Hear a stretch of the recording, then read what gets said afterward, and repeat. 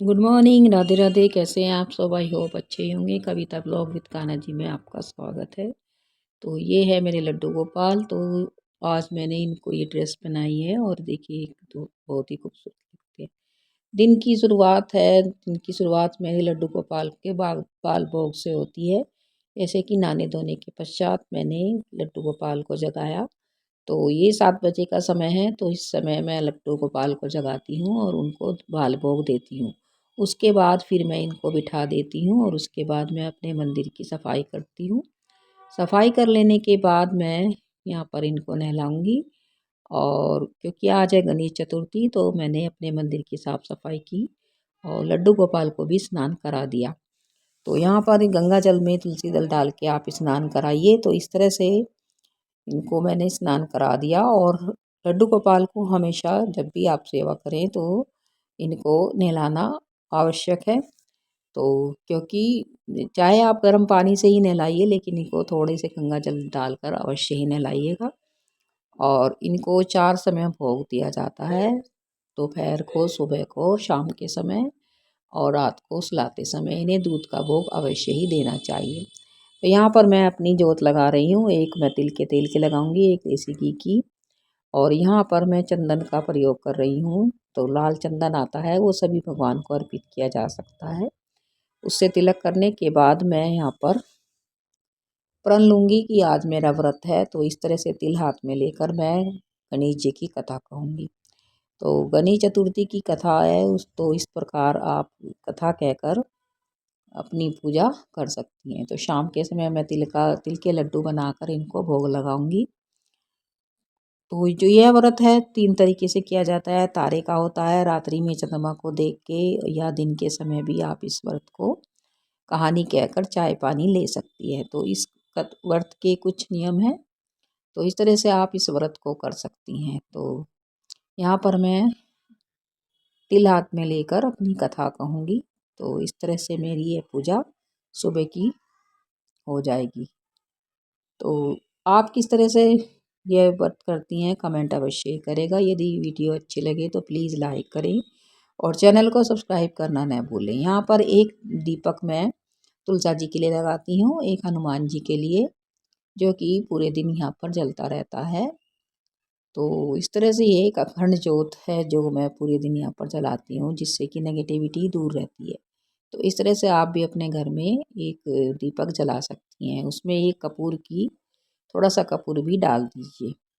इसके बाद मैंने देखिए कान्हा जी के लिए दूध अर्पित कर दिया और उन्हें भोग लगा रही हूँ। कान्हा जी के लिए जो भी भोजन बनाइए सुबह के समय या दोपहर के समय सात्विक ही होना चाहिए। तो इस तरह से आप इसमें प्याज का प्रयोग न करें। यदि आपके घर में यदि प्याज भी बनता है, प्याज वाला भोजन भी बनता है, तो इनके लिए अलग से भोजन की व्यवस्था कीजिए। या फिर आप ड्राई फ्रूट है या मिठाई है, लड्डू वगैरह बनाकर आप इनको भोग लगा सकती हैं। तो इस तरह से आप कान्हा जी की सेवा कर सकती हैं। कान्हा जी की जो सेवा है ज़्यादा कठिन नहीं है, इनको आप आराम से कर सकती हैं, पुत्र रूप में या कैसी किसी भी तरह से आप इनको एक संबंध बनाकर पूजा कर सकती हैं। अब देखिए मैंने इनको भी नाश्ता दे दिया है, ये भी दुकान पर चले गए हैं। और उसके बाद मैं घर को व्यवस्थित कर देती हूँ, बेडशीट वगैरह चेंज कर देती हूँ, क्योंकि आज है व्रत। तो मैंने बेडशीट चेंज कर दी है। तो मैं हमेशा व्रत वाले दिन साफ़ कपड़े ही बिछाती हूँ, बेडशीट वगैरह भी चेंज करती हूँ। तो घर को व्यवस्थित करने के बाद जो फ्री टाइम होता है उसमें मैं अपना बुनाई का काम कर लेती हूँ। और अपना जो एक्स्ट्रा वर्क है जो मेरे पेंडिंग रहते हैं, जैसे कि मुझे पेंटिंग भी बनानी होती है और बुनाई भी करनी होती है, तो वो सब कार्य मैं करती हूँ। क्योंकि 11 बजे आएगी हमारे यहाँ लाइट, तो उसके बाद मैं कपड़े धो के डाल दूँगी। तो इस तरह से ये मेरा डेली का रूटीन रहता है।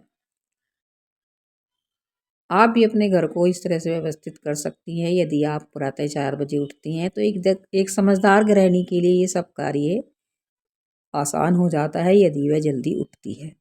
और यदि हम देर से सोकर उठेंगे तो हमारा कोई भी कार्य टाइम से नहीं हो पाता, ना ही लड्डू गोपाल की सेवा हो पाती है। यदि हम लड्डू गोपाल की सेवा करने चाहते हैं तो हमें सुबह 4 से 5 के बीच उठ जाना चाहिए। वैसे भी ब्रह्म मुहूर्त का समय बहुत ही अच्छा समय होता है। इस समय आपको उठना चाहिए और घर की साफ सफाई करने के बाद घर में जोत लगाना चाहिए। तो इस तरह से आप एक समझदार गृहिणी के रूप में मतलब अपनी दैनिक जो दिनचर्या है शुरुआत कर सकती हैं। इससे घर में सकारात्मक ऊर्जा बनी रहती है। यदि आप लड्डू गोपाल की सेवा भी करती हैं तो आपको लड्डू गोपाल की सेवा के लिए समय भी मिल जाता है और आपके सभी कार्य समय पर हो जाते हैं। अब देखिए थोड़ा सा समय जो मेरे पास बचता है 1 घंटे का, उसमें मैं अपनी बुनाई करती हूँ।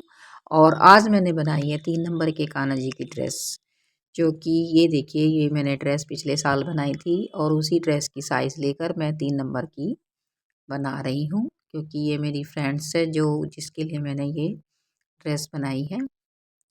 तो इस तरह से मैं उसके लिए एक ड्रेस अवश्य ही बनाती हूँ। तो ये अब मैं इसके लिए कैप बना रही हूँ।